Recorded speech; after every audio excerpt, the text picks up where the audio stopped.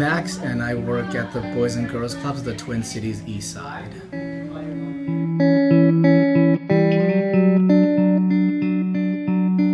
I decided to work here because I taught for about 4 years, and I still wanted to work with like kids. I still want to make a positive impact, but I wanted to work in an atmosphere that was outside of the classroom. So that's why I decided to work here. In my place, we don't work with younger kids. We work with kids ages 5 through 18, and so it's a little bit different. I know most daycares you work with like younger kids, but the kids are treated pretty well, actually really well. We actually put up with a lot here. We just try to provide more of like an extracurricular activity after school activities for them, as opposed to just straight up being like a daycare where we're like bottle feeding them, changing diapers. We provide more fun activities as opposed to, like I said, babysitting.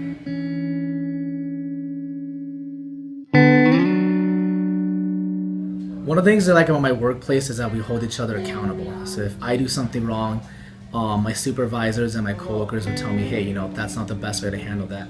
I think a lot of times when abuse happens, it's because it's in a more isolated workplace.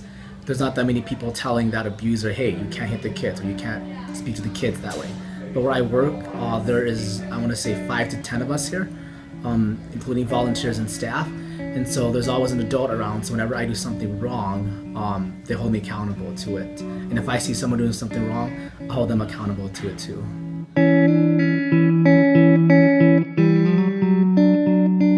So I myself have never been abused, and I don't personally know anyone who's been like abused as a child. But a lot of the kids we do work with do come from a lot of homes where they are mentally, physically, and emotionally abused.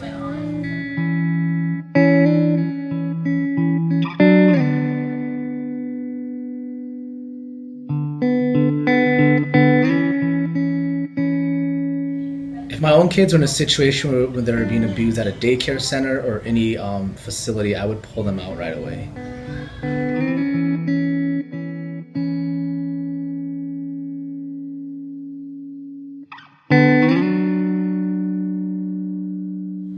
Like I said, a lot of kids I work with, it's all confidential, I'm not going to mention any names, but a lot of them I know come from homes where they're emotionally and physically abused.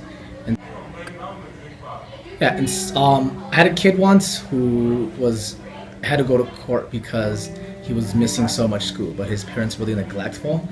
And so that borders on the legal line because he has to be in school for a certain amount of days. He had to go to court, and his mom didn't understand the severity of that.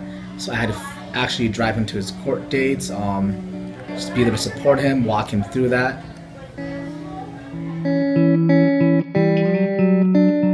I think the best way to provide a support system for kids who are abused at home is to be there in a way that their parents aren't there for them. For example, we coach a lot of youth sports here, and a lot of times their parents don't go to their games, their parents don't support them. So one of the best ways to do is just to go to their games and to cheer them on.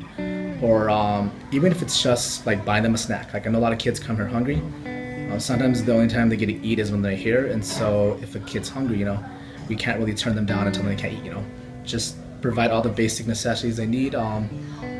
Kids have tons of homework. I know when they go home, their parents aren't there to help them with that, and so we just have to provide that extra support for them, Make sure when they come in, ask them how they're doing, if they're hungry, that their homework done, how their day was, if there's anything we can do to support them. I think if you're willing to help the kids and stand up for them, I think we have to speak up.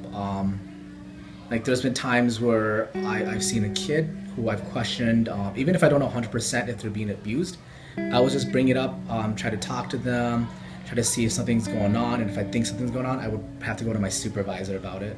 But like I said, I think if you really want to help them and stand up for them, we have to be able to address the issue.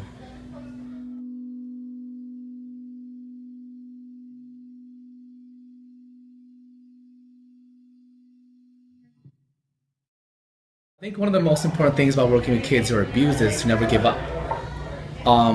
Like we have a lot of kids here who come in and they have a really bad attitude, but I always know when they come into bad attitude, it's because something just happened at home, And you just to keep trying and trying and trying until, not that you want to break them down, but you want to break that wall so they trust you to open up to you, and then you can help them. Like I had a kid who it took 3 months to get him to talk to me about what was going on at home, and I just always thought he was a jerk, like he was really rude to other kids, really disrespectful to me and other staff.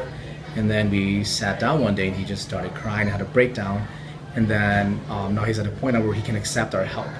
And so I think the most important thing is to not give up on kids who need the help the most.